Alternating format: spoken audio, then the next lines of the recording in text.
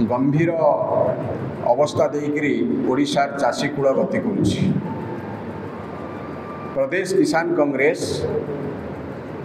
राज्य सरकार जे अछंती सी जहाँ कहले सबू फ्रंट रे अकामी होते आशा करा जाउतिला चाषी की अति लोभनीय प्रतिश्रुति देकरी आकर्षणीय प्रतिश्रुति देकरी सरकार को आसवाक समर्थ होता बेले चाषी माने आशा बांधीते जे किछि सफल कथा ये सरकार करिवो।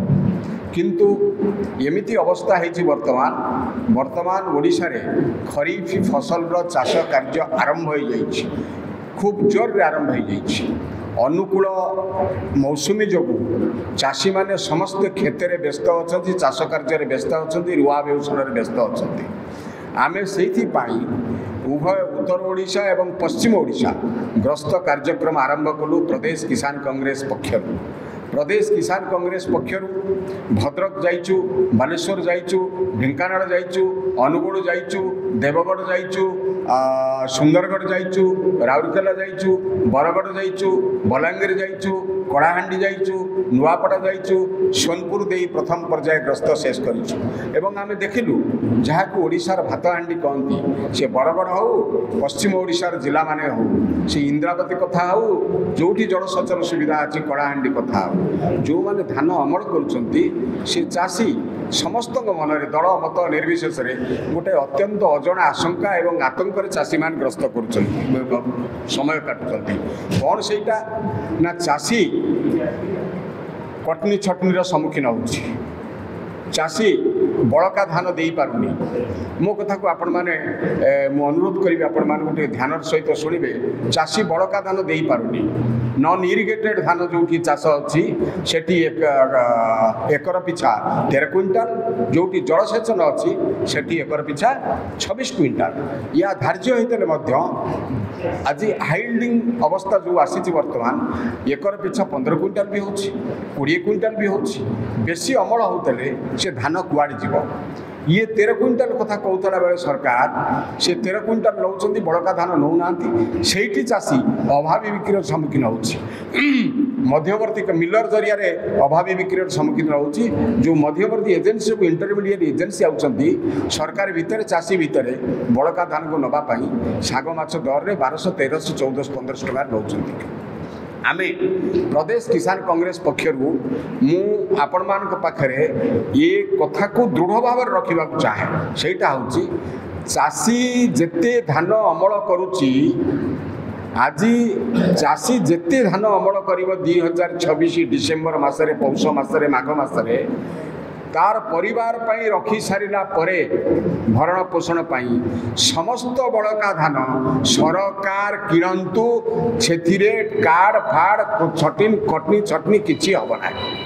समस्त बड़का धान सरकार किणतु, चाषी एवं सरकार भितर सीधा सड़क धान क्रय विक्रय हो, पैसा चाषी अकाउंट को जाऊ। चाषी आसिक दिन राति 24 घंटा दिन दिन मंडी में बसी पार ना, तार समय देकर खरा वर्षा शोई पार ना अपेक्षा कर।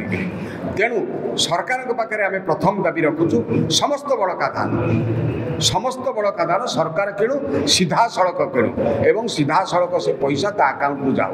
नंबर 1। नंबर 2 चाषी कौन शिकार होना पश्चिम ओडिशा रे सार गोटे प्रकार दरकार थे सरकार पाखे आर प्रकार सार मौजूद अच्छी दे दूसरी सी सार दरकार ना। तेणु सार अभाव देखा देछि, कीटनाशक औषधर अभाव देखा देछि, सार औषध ये सब अभाव चाषी चाष कार्य बाधा प्राप्त करुच्ची।